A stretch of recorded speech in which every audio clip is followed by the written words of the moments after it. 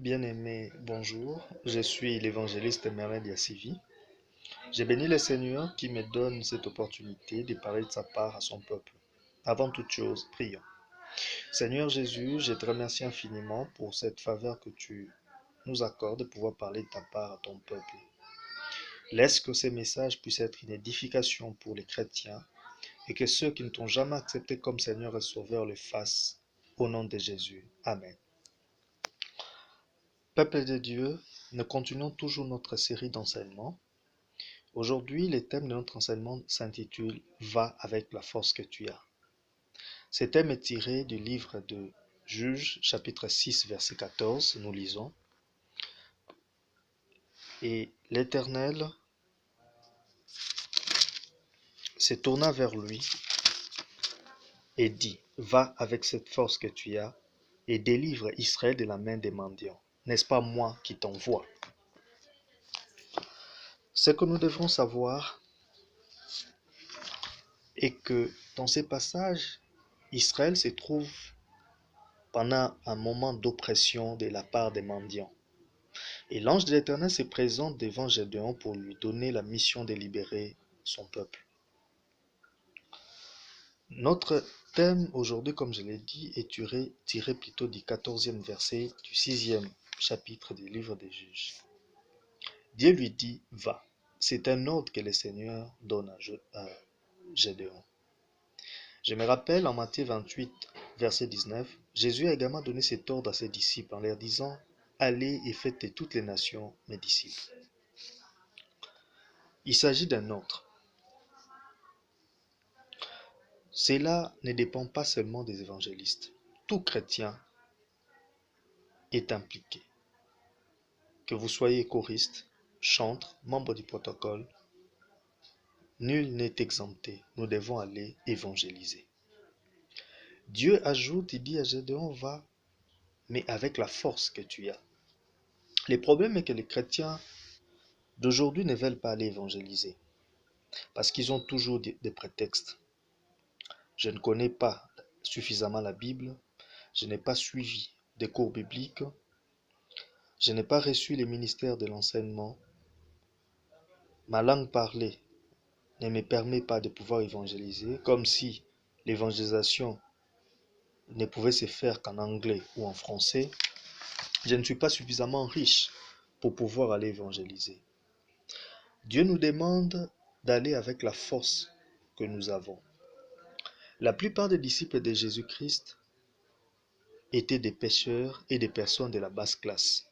Il n'y avait pas assez d'érudits, il n'y avait pas assez de riches. Mais comme vous le savez, ce manque d'expérience n'a pas été un obstacle pour qu'ils puissent parler de la part du Seigneur. Rappelez-vous des livres des Actes des Apôtres, chapitre 2e, l'apôtre Pierre, juste après la descente du Saint-Esprit, a parlé de la part du Seigneur et presque 3000 âmes ont cru en une seule journée.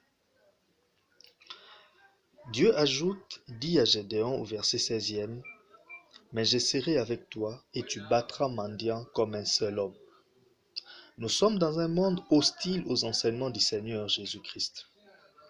Nous sommes en guerre continuelle entre le royaume de Dieu et celui du diable. Mais celui qui nous envoie ne nous laissera jamais seuls. Et il a dit, comme il a dit à Gédéon, à ses disciples, dans Matthieu 28, 20, « Je suis avec vous tous les jours jusqu'à la fin du monde. » Avant d'envoyer ses disciples, Jésus leur a fait comprendre qui il est. Il leur a dit dans Matthieu 28, 18, « Tout pouvoir m'a été donné dans les ciels et sur la terre. » Bien-aimés, c'est lui qui nous envoie est le Tout-Puissant. Et aucun pouvoir n'est au-dessus du sien. Peut-être que vous avez peur d'aller évangéliser parce que vous serez en face des occultistes, des magiciens, des sorciers. Mais j'aimerais vous faire comprendre que celui qui vous envoie a un pouvoir infini et il sera avec vous partout où vous irez. Il s'agit de notre Seigneur Jésus-Christ. Peut-être que vous vivez dans les péchés et vous vous sentez indigne de pouvoir parler de la part du Seigneur. Bien-aimés, confessez vos péchés, répentez-vous et allez évangéliser. Dieu appelle Gédéon vaillant héros. Ne vous sous-estimez pas, bien-aimés, surtout vous, évangélistes.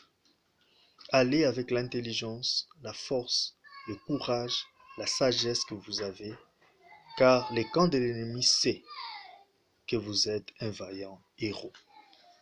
Pour ceux qui n'ont jamais accepté Jésus comme Seigneur et Sauveur, ces messages ne vous concernent pas. À moins que vous ne puissiez l'accepter comme votre Seigneur et Sauveur. Si vous voulez le faire, je vous conseillerais de faire cette prière après moi. Seigneur Jésus, j'ai longtemps dirigé ma vie seul. J'ai péché contre toi. Maintenant, je t'accepte comme mon Seigneur et mon Sauveur personnel. Fais de moi la personne que tu veux que je puisse être. Au nom de Jésus, Amen.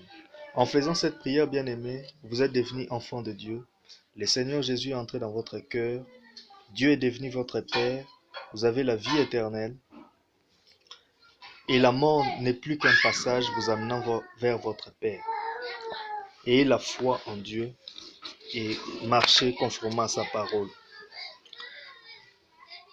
Je vous assure que c'est une faveur que d'aller évangéliser. La Bible déclare dans Romains 10, 15 qu'ils sont beaux, les pieds de ceux qui annoncent la paix, de ceux qui annoncent les bonnes nouvelles.